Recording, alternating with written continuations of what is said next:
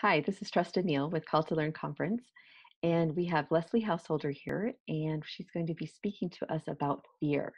Leslie, thank you so much for coming. Thanks for having me.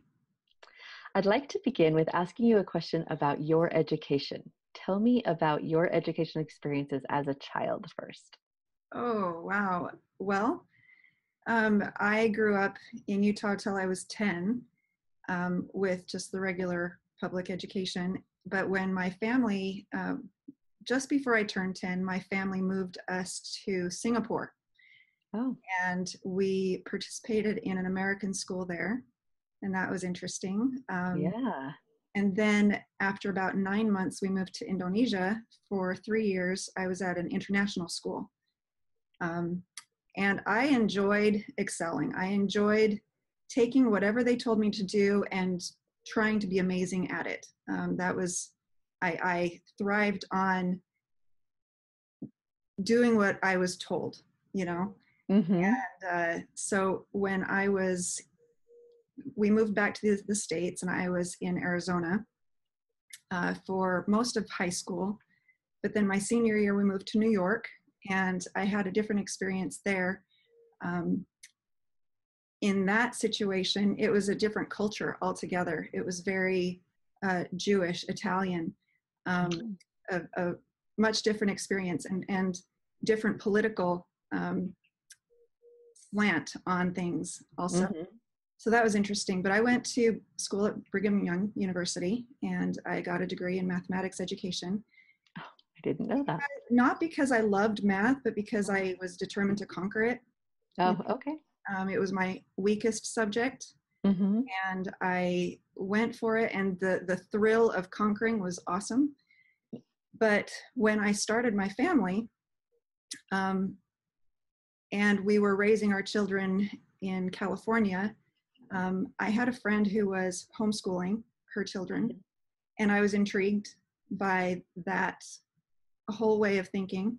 Uh-huh. I really thought about homeschooling for 10 years before Wow. I got the guts to do anything, because I knew the kind of education I had received, and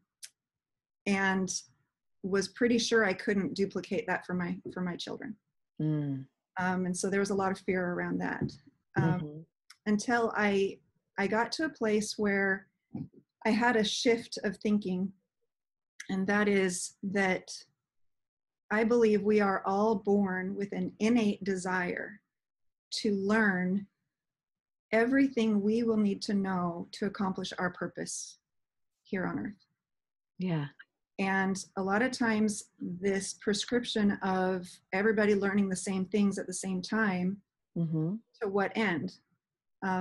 When I felt that call to kind of get out of the way and let my children, watch them and see what are their interests, what is that innate desire guiding them to learn. Mm-hmm. That was a whole different kind of journey, and Yeah. we did that for some time, and it had its ups and downs, Mm-hmm. sure. But so Well, it's more of a test of faith, right? It's like absolutely, it's jumping in and with fear and trembling and it's a test of principles, yeah. and that's something that throughout my life, I remember being a young mom and struggling with just with the demands and the challenges of raising a young family on a tight budget, and Mm-hmm. trying to be a stay-at-home mom, and all of that was just next to impossible. But I didn't believe it was impossible, because I believe we could figure it out. It's just, it was a long time in coming to figure it out. But through that, I remember thinking, what is the principle that I can hang on to? Because if I could find the true principle I could cling to, then Uh-huh. everything's going to be fine. I was just looking for the principles to grasp. How did you know to look for the principles? I don't know. I think it was that innate desire to learn everything I Interesting. needed to know to do what Uh-huh. I'm here to do. Wow. I think God gives us questions before he Mm-hmm. gives answers, right? Yeah. Yeah. That's awesome. So is there any other, once you graduated from BYU, were you able to go, is there any other education, formal education that you took or informal? I did a lot of study with in seminars, personal development, business Mm-hmm. development. We were trying to find a way to afford life, Yeah. afford a large family, afford keeping me home from work, Mm-hmm. all those questions, looking for answers, and uh, did a lot of reading, a lot of studying outside of college for sure, because Mm-hmm. college and regular schooling doesn't answer all of the questions. Uh, it, it, Not for life. my, Yeah. it's my testimony now that what school is for, it should be for, is to teach us to learn how to love learning. Mm. And if we can love learning, then we'll figure everything out along the way as we need to. Yeah. I like that. That's awesome. So give me some examples of things that you learned in that, or that, like that was different between the education that you got at a public school versus the education you started doing on your own and learning. Well, most of what I was learning outside of that system and that I was hungering to understand Mm-hmm. was an education around how our thoughts affect our results. Mm. And that's because we went for, I'd say, about 7 years after we got married, where we were doing all the same things that people were saying we should do to Mm-hmm. find our feet and to get ahead. And it wasn't working for us. And as far as I could tell, the only variable in the equation was the way we were thinking. Mm. So it was one of those questions I think God planted in me, was figure this out. You Yeah. notice this, figure this out. I had read a book when I was a youth called As a Man Thinketh by James Allen. Mm-hmm. I think President Kimball has quoted him in Miracle of Forgiveness, quoted that book. And it talks about how everything springs from a thought, how we don't do anything without first a thought. Mm-hmm. That by our thinking, circumstances in our life that are unfavorable, as we change our thinking, as we fill that space, that unfavorable circumstances can no longer hold us. They just can't hold us, and we move through to better experiences. And so with that seed having been planted as a youth, I think my radar was up to learn more about that. I Mm-hmm. know my mom had an interest in the power of the subconscious mind. I remember being in elementary school and having her help me through memorization exercises that for my spelling tests. Wow. She would tell me that, if you help your subconscious mind this way, it will help you back when you need it. Oh, And those kind wow. That's awesome.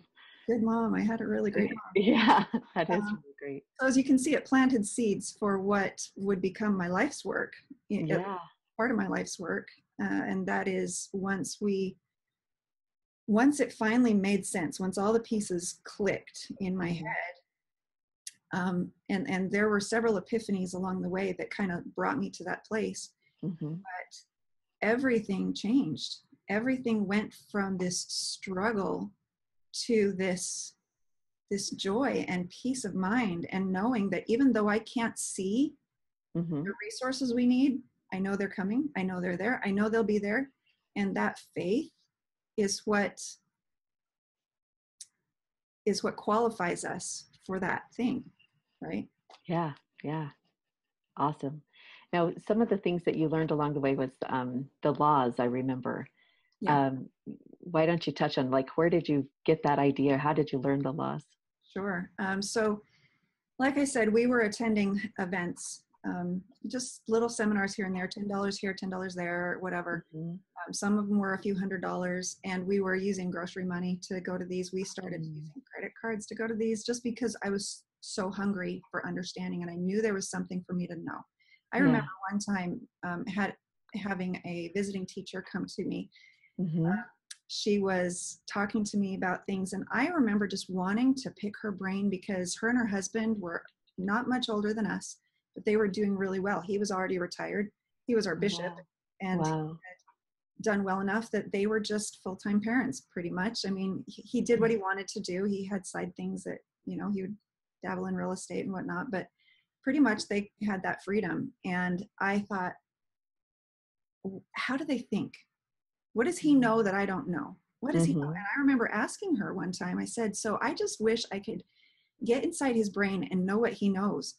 And she kind of shrugged it off like, oh, it's just experience. And later when I discovered these laws that I'm going to share with you, I looked back and I realized she didn't know. It was unconscious for them. It was this unconscious competence in this of faith. Wow. And I look back on those first few years and I thought I had faith. I was trying to be faithful. I was doing everything that I'd been taught on how to exercise faith, but for some reason something was missing. And the one seminar that I went to, I told my husband, all right, this is the last one. I can't keep doing this. It takes me on this roller coaster ride of hope to devastation, when nothing, just hope to devastation, over and over and over. And pretty soon you feel like you're just going to break, right? And so I agreed to go to one more.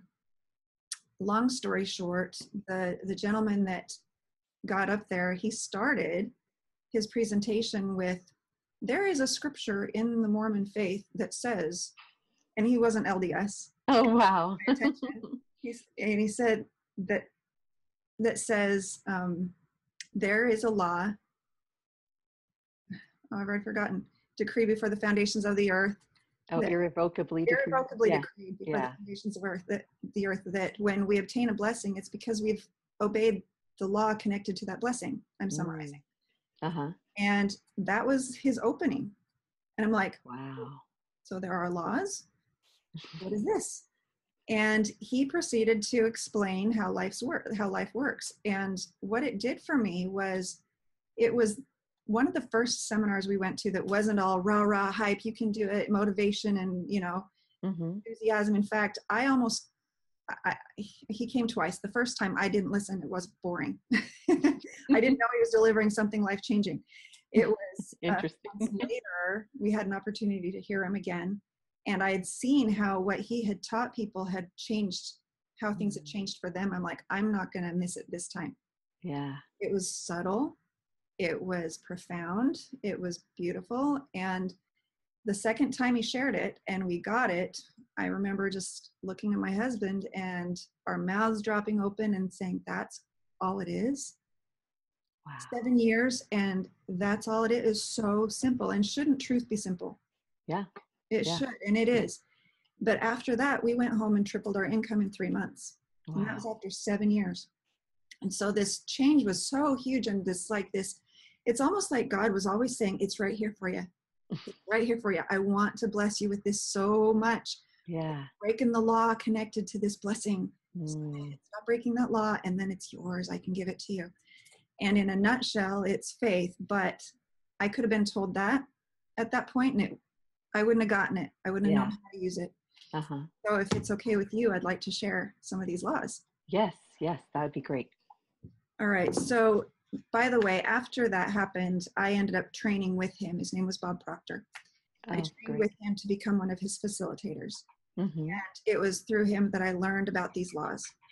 And since then, I have taken my understanding of them from my background and my perspective.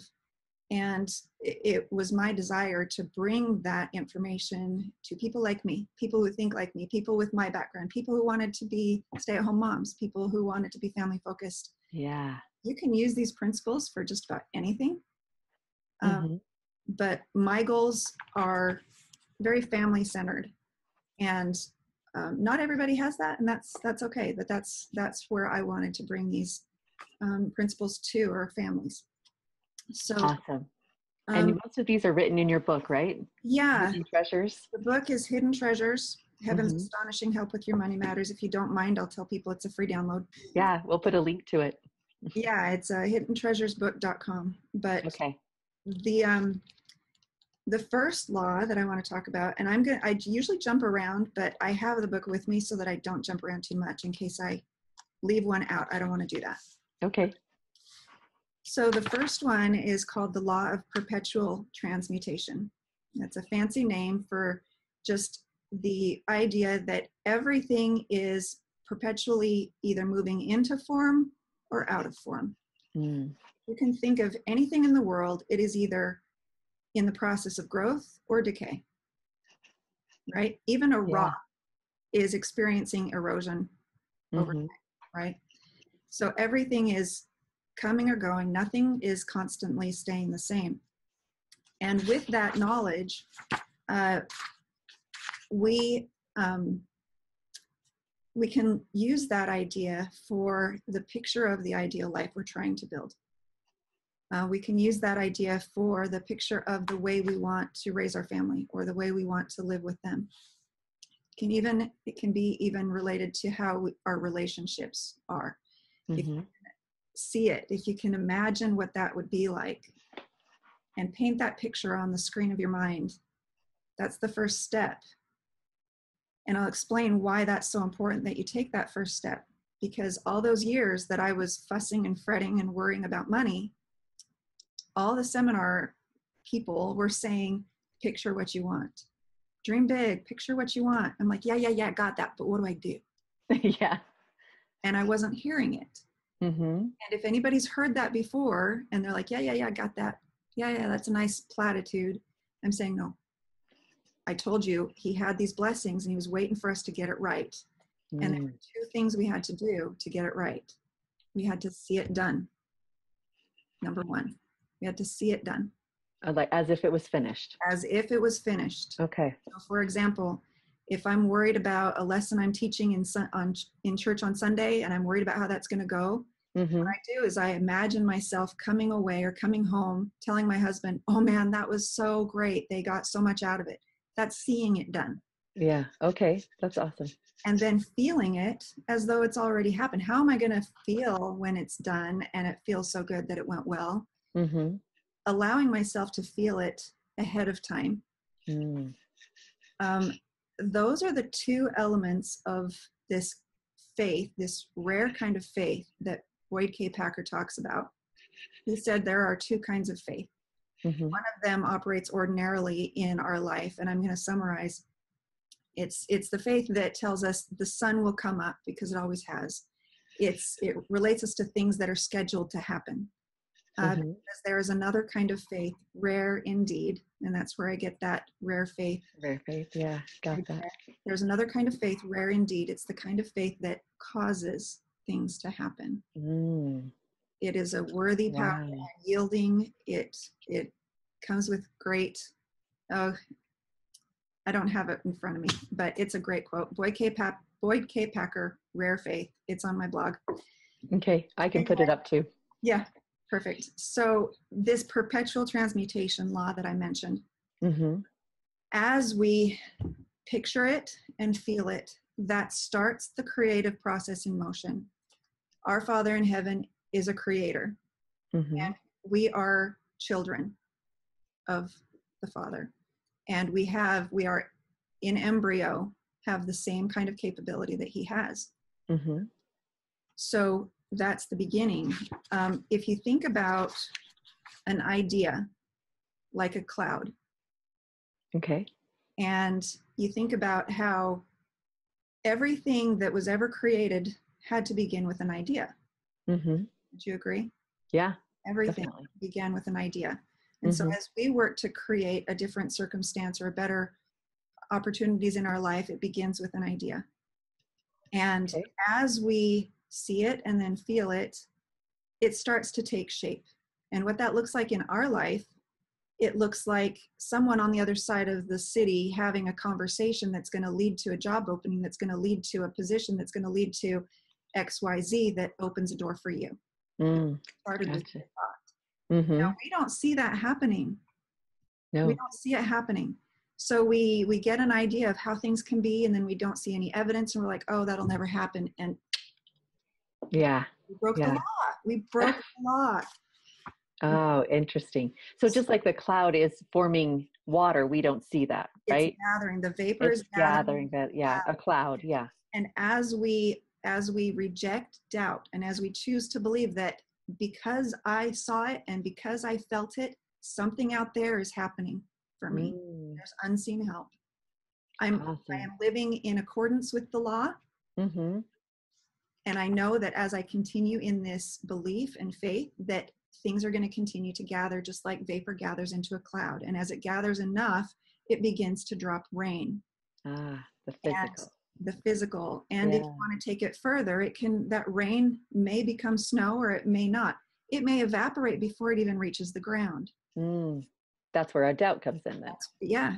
Yeah. And so when I have an image or a vision in my mind of how I Mhm. want things to be with my family, or how I want to move into a safer neighborhood, or how I want to be able to stay home from work, whatever it takes for those things to happen, I hold the image of it. I believe that it's possible. I let Mhm. myself feel it as though it's already happened. And then I don't doubt. Mm. The faith can be itty bitty like a mustard seed. Yeah. The key is no doubt. And Yeah. sometimes when I am overwhelmed with doubt because bills are piling up or whatever, there's fear, I don't know, Mhm. any number of things will get in the way to make me doubt, right? Mhm. Oh That's, yeah. That's sometimes I have Satan's a hard time. greatest tool. Exactly. Sometimes I Yeah. have a hard time believing it. And if I can't see it and feel it and believe it, sometimes I'll speak it and just say, I choose to believe. I'm declaring it. Awesome. I'm declaring it, Okay. and that gains my strength back and in time. Mhm. And also knowing that every seed planted, you water it, you nourish it, but even seeds in nature can survive a couple days with toxic rain. So True. if you have a bad day, don't think, oh no, I blew it, I guess it won't happen. No, if you have a bad Mhm. day, you just say, oh, I'm sorry, all right, I'm back on track, I believe it's still coming, and you're still in line with the law. Incongruence. Yeah, that's awesome. Isn't this exciting stuff? It's so exciting. I It's was just powerful. pondering, my mother just recently moved in with me, and she has been going on a mission to the MTC, and one of the missionaries invited her to practice faith, like unshakable faith in something that she didn't believe would happen.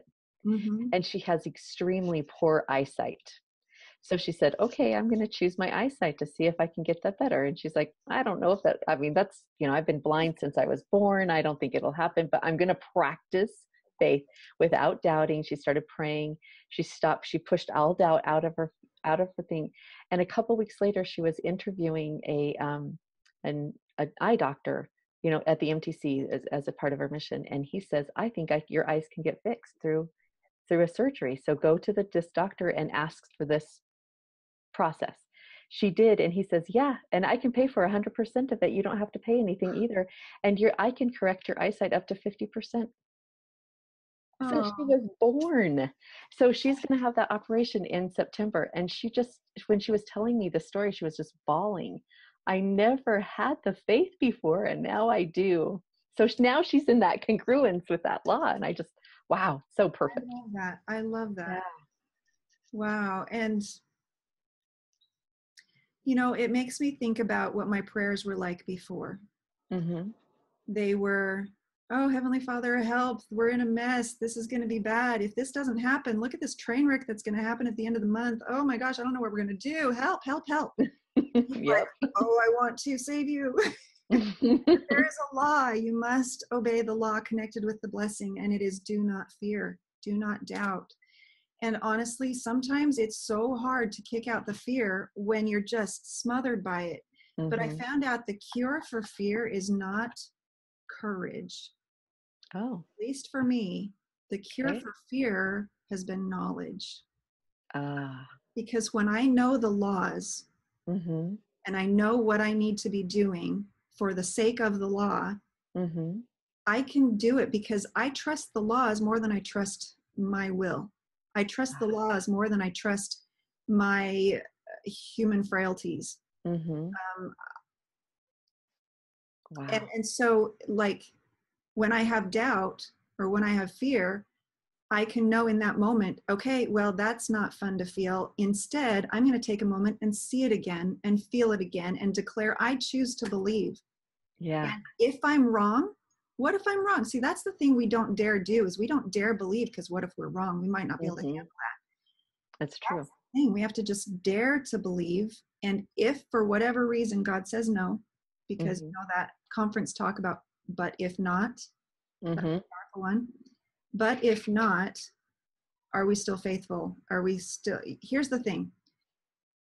We just don't want to be the limiting factor in what he will do for us. Oh, I love that. So it might be a no, but I'm just going to make sure it's not a no because of me.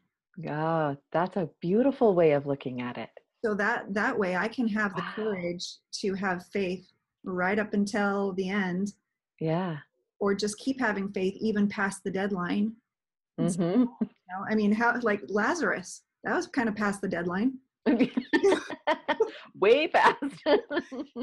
But it's a beautiful way to live, to understand how the laws work, what's required of us, and just choose to have faith. It feels better anyway. It feels better anyway. Yeah, it reminds me of peace, right? That's true peace when you know that you are not the limiting factor. Right. And whether it's a yes or a no, or whether catastrophe happens or not, if you're not the limiting factor, what peace that must bring. Extreme. Right. And not only that, but knowing that, and I've found too that when I do this and I'm diligent with it and I apply myself to it the best I can, and nobody's perfect. We don't do this perfectly, because if we had to be perfect at it, we might all be dead by now. If we don't live it perfectly, we can rely on the atonement of Jesus Christ to make up the difference. That we're doing the best we can. We catch ourselves when we have a dip, and we do our best to just get back in harmony with the law as quickly as possible, and it all still works out. So that brings up one of the other laws. And again, I'm going to just jump around because I do that. Okay. Yep. You said you're going to go in order. But that's I might okay. actually be Sometimes they don't. I might be in the right order here. Okay. So with the law of perpetual transmutation, the idea behind that is to see it done and have the faith, believing it, feeling it. If you can't feel it, declare it, speak it. If you speak it often enough, you'll start to believe it. You know, you can tell yourself a lie often enough and you'll start to believe that. And that's true. For these things, if you say,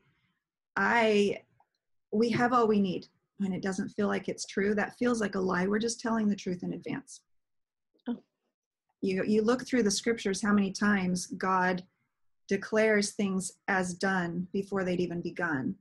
Right? Like you think of Gideon and the Midianites, how he said, I give you the Midianites. The battle's won, and it hadn't even begun yet. Wow. And so watch for present tense in the scriptures and start using present tense in your own thoughts. I have all I need. You know, we have that opportunity we're looking for. Our family is strong. Our children are happy, whatever it might be. So that's the idea, is to stay in a positive, optimistic place. Gordon B. Hinckley has so many quotes that he shared about just be optimistic. It'll work out. As long as you're optimistic, it'll work out. He said that so many ways and so many times. And it's true. And it's because of this law of perpetual transmutation. I didn't connect it. I didn't connect that the way I think is going to have that much of an effect on how much God can bless me. So in order to stay in that flow, these other laws really help. The second one is called the law of relativity. And that law states that every circumstance we find ourselves in, every event that takes place, everything that happens to us is not good or bad until we relate it to something else. And what we do with that is, if we've had a big setback and we start feeling fearful or doubtful or upset or any of those things, we can remember the law of relativity and say, well, in order to stay faithful, I look at this and I say, well, it could be worse. Here's how it could be worse. And you just create all kinds of scenarios that help you feel better about where you're at. One way to flip it for you. And we won't do this here, but I just challenge those watching to think of any situation that is fundamentally awful and see if you can't find how it is also simultaneously good. because comparing it to something else. And Yeah. law of relativity and law of polarity, I'm going to skip ahead one, are similar in that way, in that Mm-hmm. they are there to help us remember, or to help us think more positively and stay in this place. Mm-hmm. That's become a symbol for God ready to bless you, I guess. That's, Yeah. I'm starting to do it myself. um, actually, it should be this, because it's now flowing to you. He's not holding Oh, back. that's a good point. Yeah. This makes you think that it's right there ready, as we choose. Mm-hmm. But the law of polarity says that in every hardship, in every adversity, is the seed of equal or greater benefit. Napoleon Hill said Mm-hmm. it that way, that every adversity has the seed of equal or greater benefit, which means if something really, really awful has happened in your life, at the same time, it contains the seed of something even better. Mm-hmm. Not better than it, but equally better. Like if this is the middle and it's really bad, then it's actually really good. And so if you're having a bad day and you just stubbed your toe, that's a little bit bad. So it's only a little bit good. So the person who's really bad off is actually the more blessed. And you think about the adversities that spawned blessings in your own life. Think back to something that was very, very difficult for you to go through, but what you gained from it was a tremendous blessing. Yeah, I can think of one right off the bat. Tell us about it if you don't mind. I was at the hospital with my son. We had to stay there for months on end. He had a liver transplant. And while we were waiting there, I just got deeper and deeper into this depression. Like, oh my gosh, I have 6 kids at home and they're not being taken care of. I have to stay with this baby to save his life and nurse him back to health. And we can't leave the hospital. It was just a terrible time for me. And I remember thinking, this is so bad. This is so horrible. This is so awful.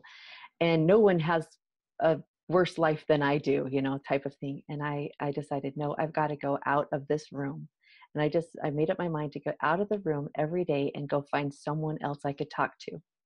And in every day, no exceptions, I found someone way worse.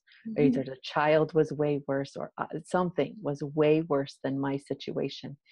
And from learning that, I was able to go, whoa, this is incredible. I have a great life. And my joy became better.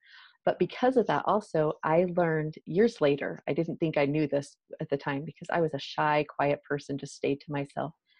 But I learned because I had done that, I have a voice and I have something to say and I want to share it. And I started talking to people and putting on conferences. And so it changed my whole perspective. Yeah. Well, and if it had just been a day in the hospital with a skinned knee and you came home, you probably wouldn't be doing conferences. Yeah, I probably wouldn't. You're right. You're right. I probably absolutely wouldn't. That would be only a little bit bad. And look at what you've found the seed of equal benefit in that. Yeah. It makes me think of a time where I was having a really, really bad day. And this was even after knowing these principles, but I was just on one.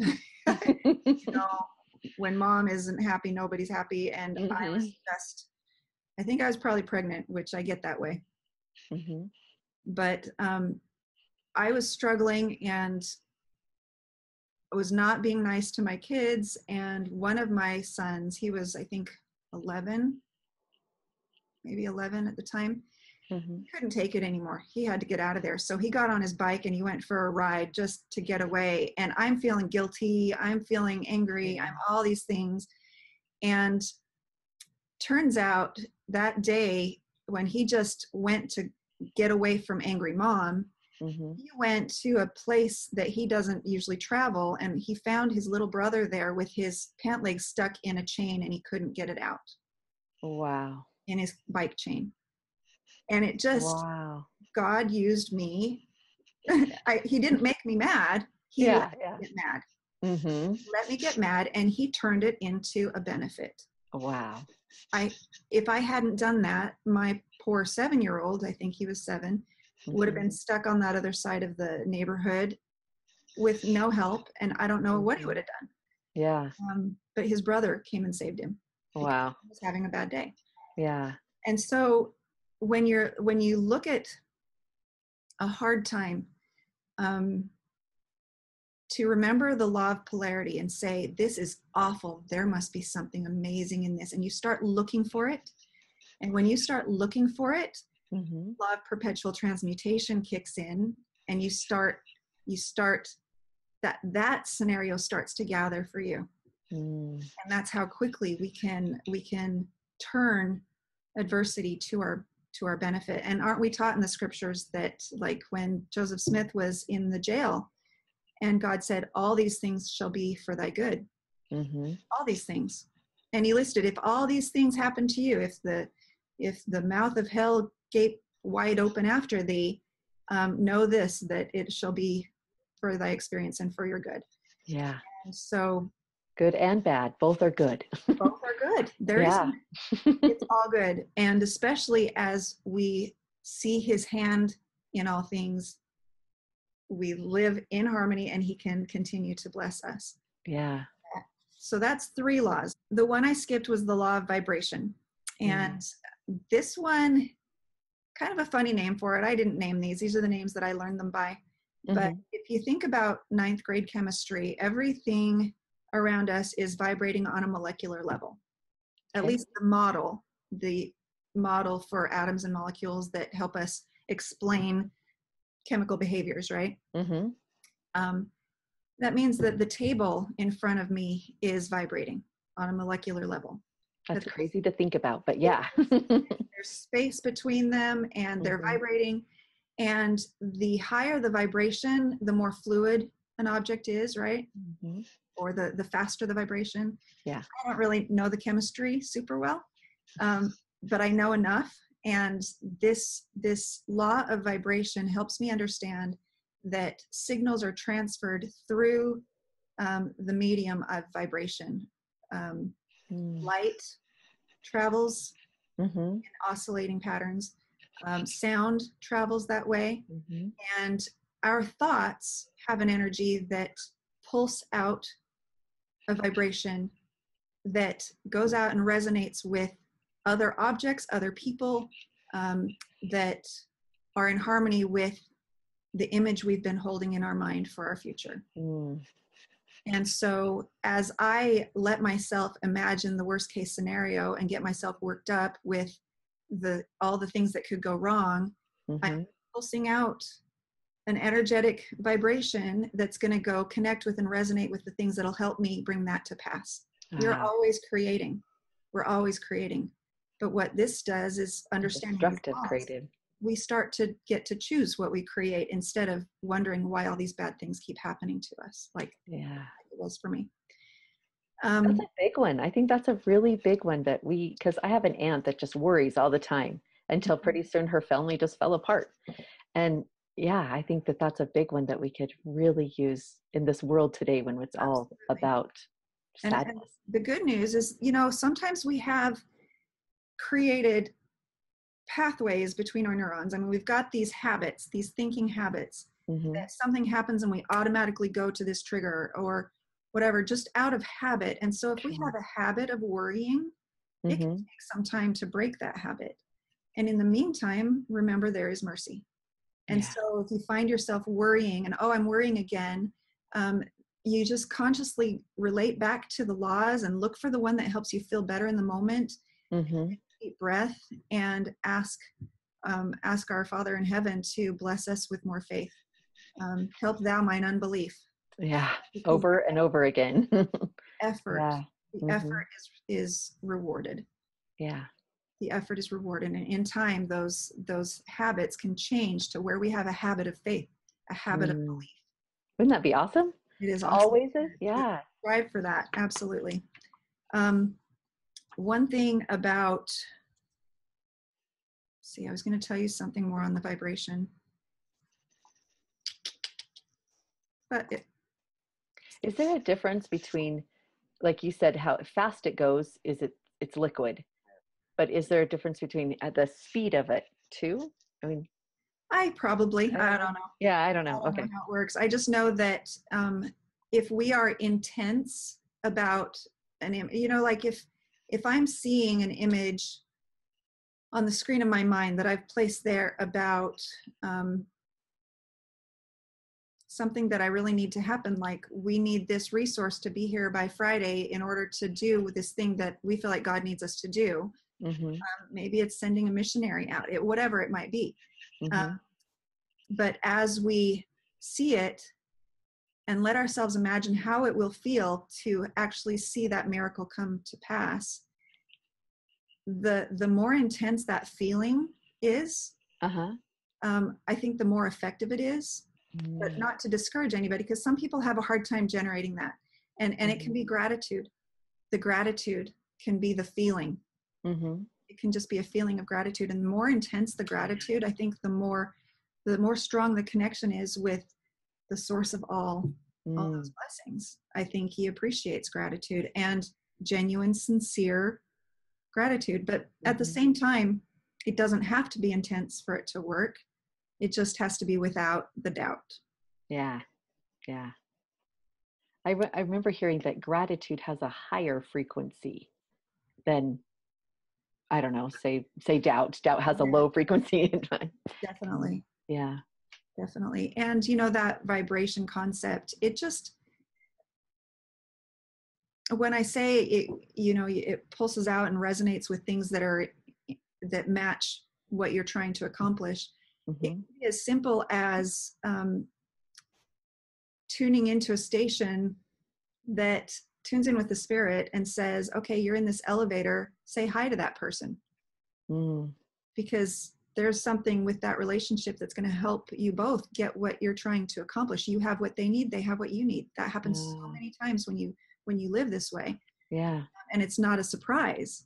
It's like, oh, I know how that happened. It's because I was picturing and I felt it and I knew something would happen. And I've just been keeping my radar up for what that might be. And I said hi. And if nothing comes of it, it doesn't matter. You did your part. Yeah. Your part. Not being the limiting factor again. Yep. I love that. So, the law of rhythm, I love this one too. The law of rhythm is all about how everything in nature is cyclical. The seasons cycle around. The leaves fall and grow back. The tide goes out and comes in. There's a rhythm to life. Yeah.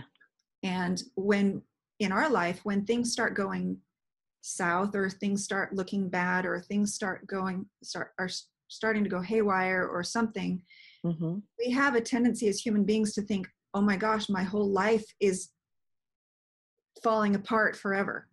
Yeah. And forget that the tide goes out and it comes back in.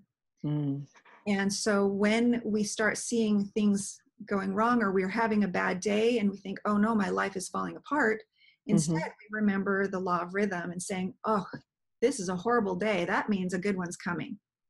And we start looking forward to the good day, and the law of perpetual transmutation kind of kicks in and it helps it happen sooner.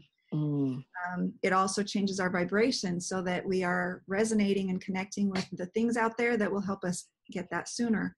So like it comes back to, there is nothing bad that you have to get upset over when you have the opportunity to relate it to something worse, where you have the opportunity to see it as, oh, contained in this is something amazing. Or you look at it as, oh, this is kind of a down day. That means a better one's coming. There's always a reason to think optimistically again. Yeah. It's almost like the law of transmutation. It's the foundation, though. I think that's probably why you put the number 1 in your book, right? It always comes back to that, to bring back, even in the rhythm, you're bringing it back in. Right. So that you can stay in faith while all those things are organizing to come to you. Maybe that's why faith is the first principle of the gospel. Yeah. Wow. Yeah. And, you've probably heard people talk about the law of attraction.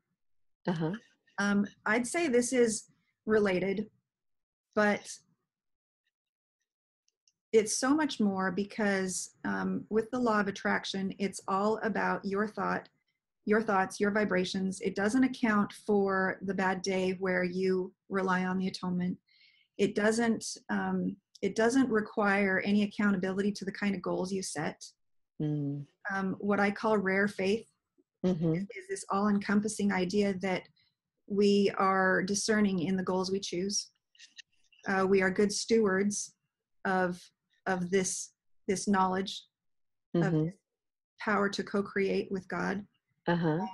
It's very similar to, I mean, if you think about it, the power to procreate needs to be used with wisdom and not all Mm-hmm. the time everywhere.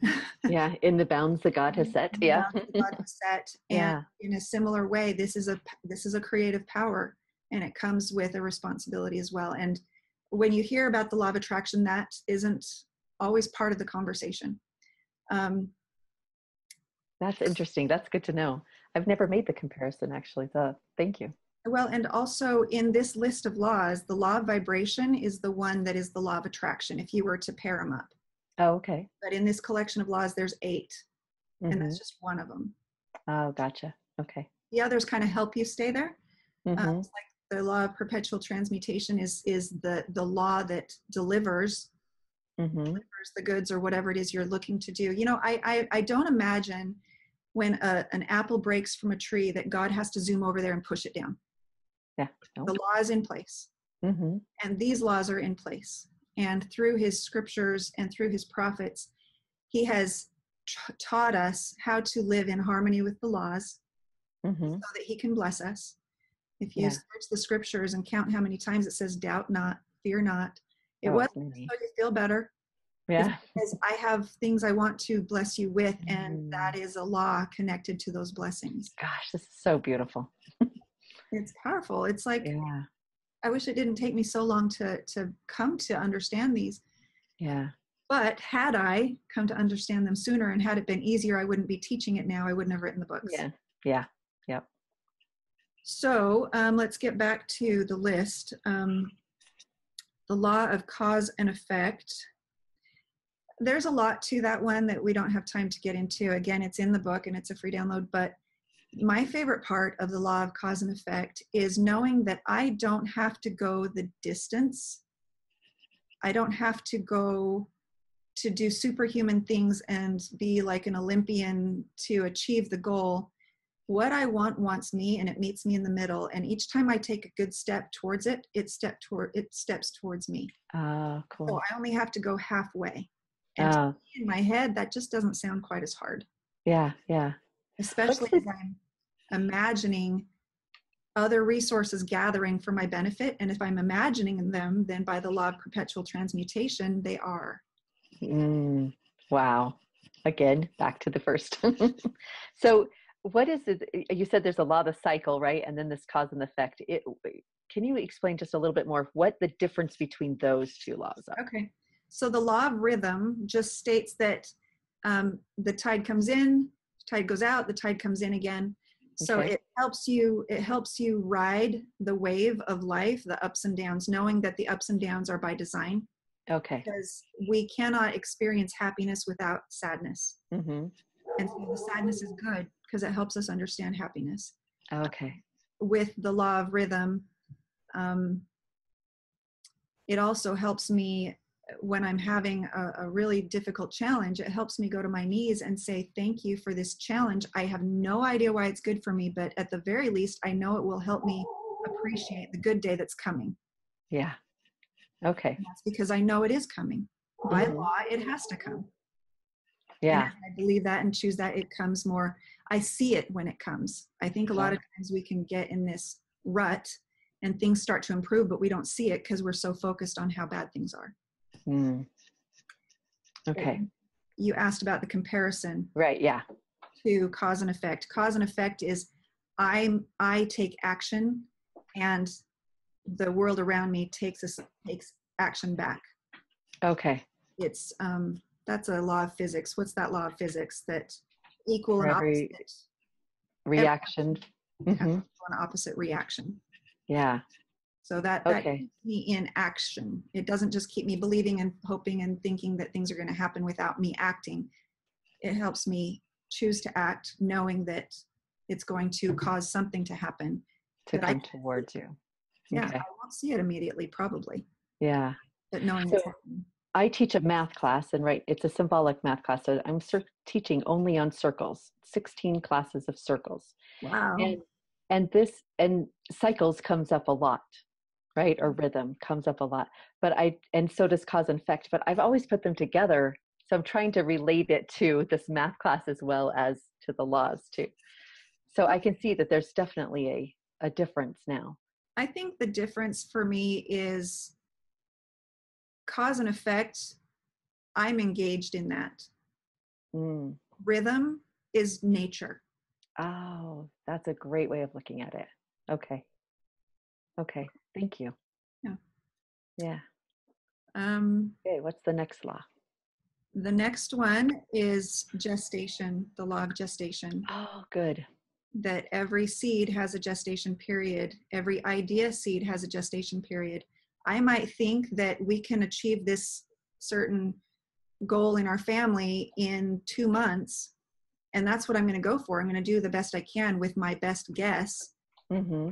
But that gestation for that seed might actually be 4 months or 6 years. Mm.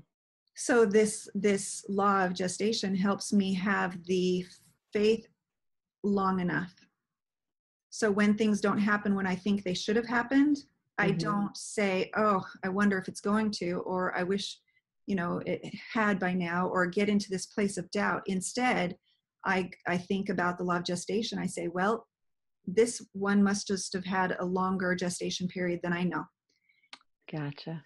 And everyone has a finite period, knowing that it's finite. If you think about a woman who is expecting a baby, the doctor gives her a due date.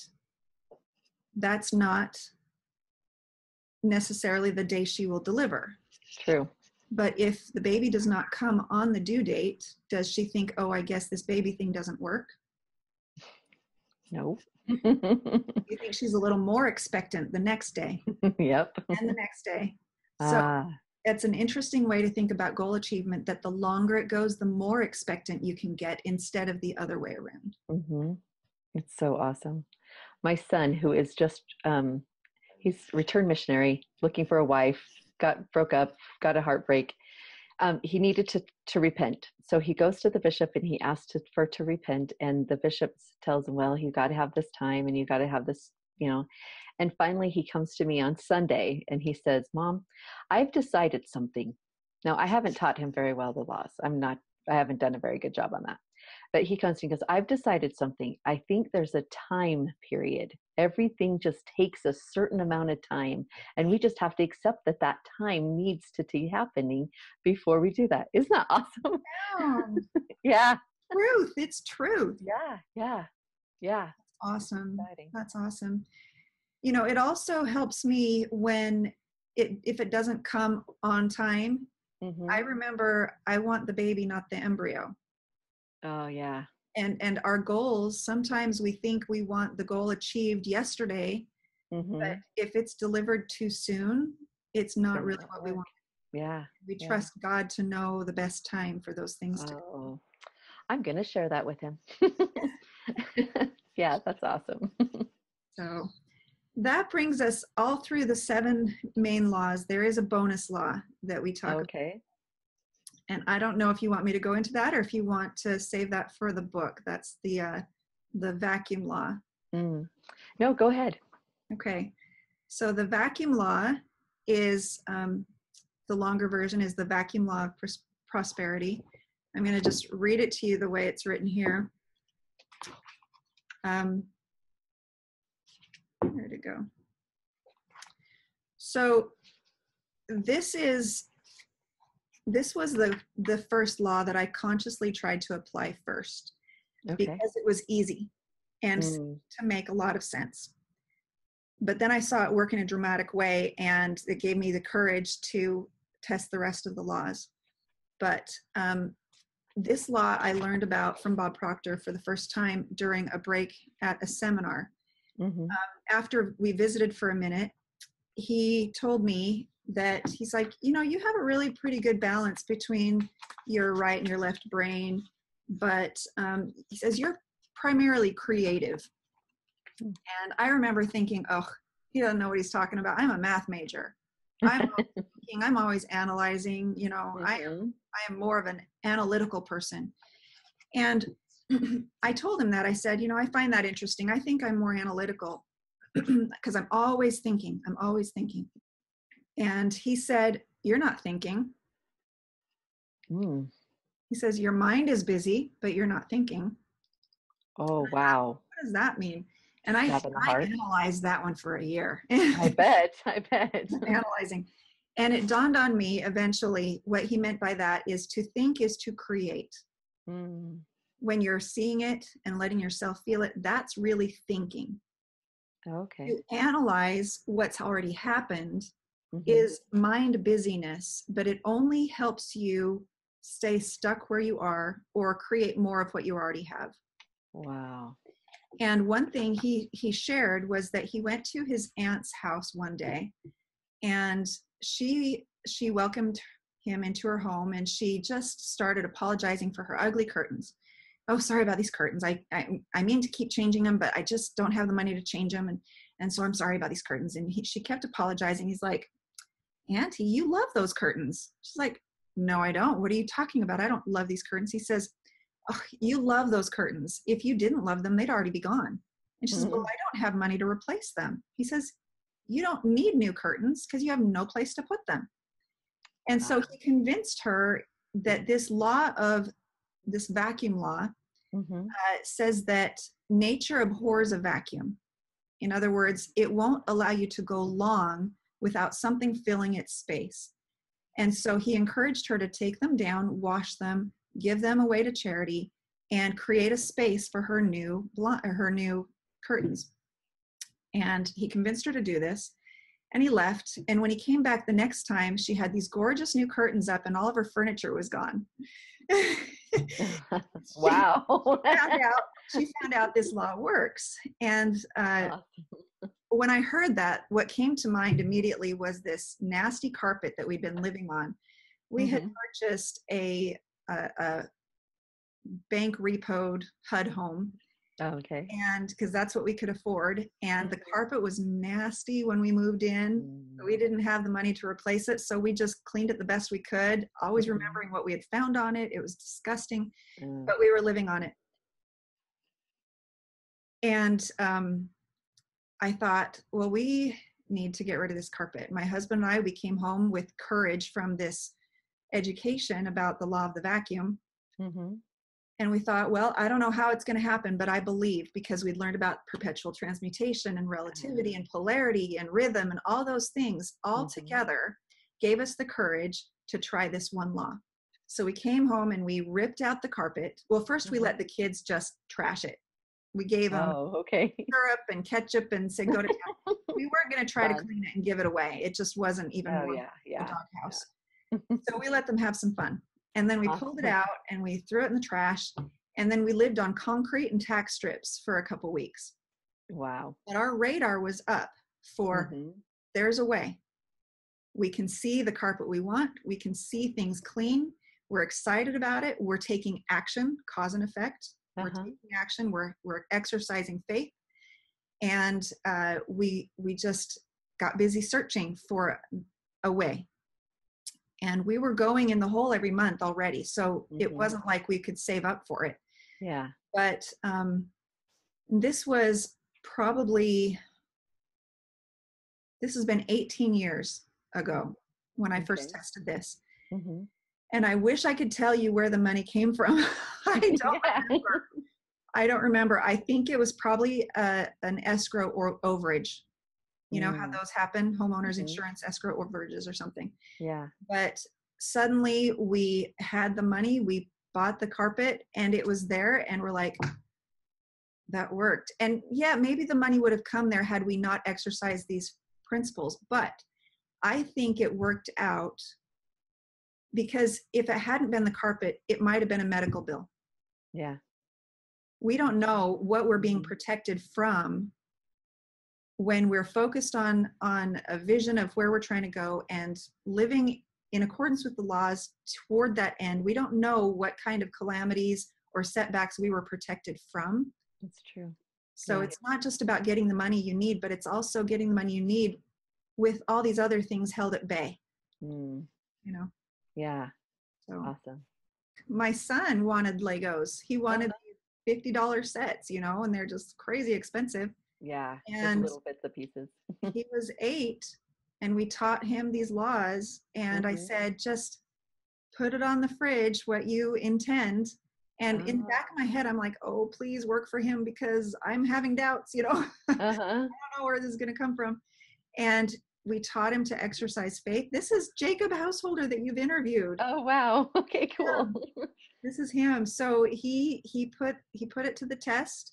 And my husband was at work one day, and and that's the other thing. We had some Legos, but they were old and small, and they wanted the fancy pirates and Oh, okay. everything. Uh-huh. And so we said, let's create a vacuum. Let's give Mm-hmm. these Legos to grandma so that she has something for the kids that visit to Oh, play with. that's even Make bigger. space, Yeah. make space for the ones you want. Mm-hmm. And we were hoping to get, I don't even know what we were hoping to get, but at work, someone approached my husband and said, hey, my son's done with his Legos.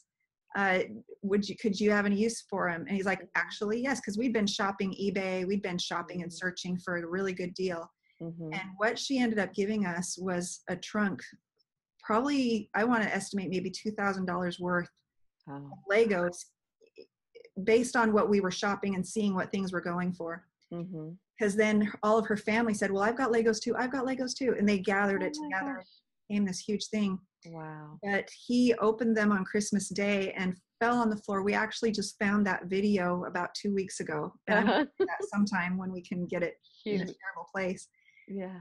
But I mentioned this to a friend at that time, and she says, that's so interesting. We did the same thing for a snowboard. And I Mm. thought, I had no inclination towards a snowboard, and she had no inclination towards the Legos, but God knows how to give good gifts. Yeah. And where to find the right people at the right time. Yeah.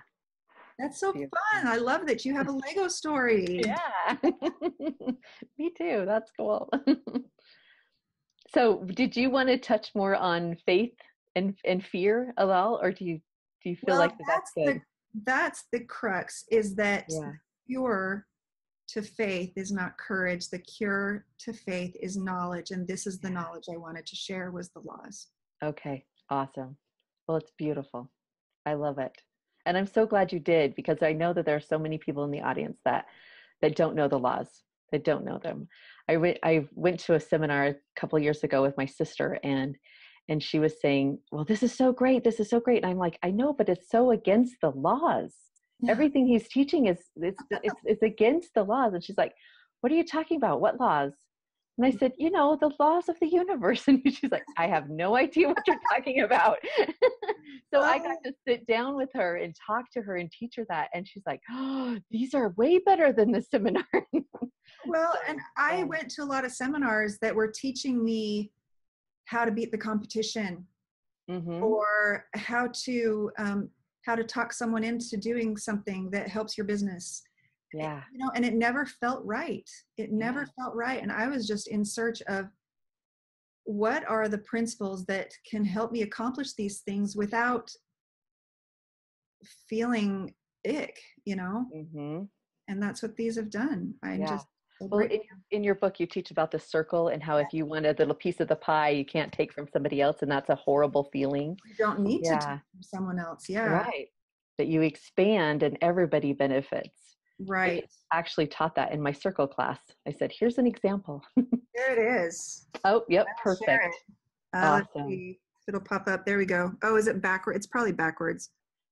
Yeah, no, it's actually perfect. Is it? Yeah, Okay. it's So perfect for me. Yeah. yeah, if that's your piece, that little piece of the pie, and you want more, most people think you have to get it from someone else, when in reality, you use these principles to create a larger pie for you, and it creates a vacuum, and nature abhors a vacuum, and so it fills in and becomes larger for everyone else. And there's an example in the book on how that actually happens in real life, so that it doesn't just all sound metaphysical and woo-woo. Yeah, yeah. Real.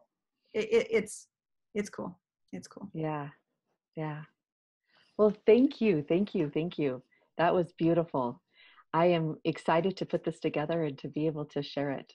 Thank you for having me again. It's been fun. I've always loved being at your events when I get to go, and you do a great job. I love your message that you're carrying out and touching lives and helping families. It's Thank an you. honor to be your friend. Thank you very much.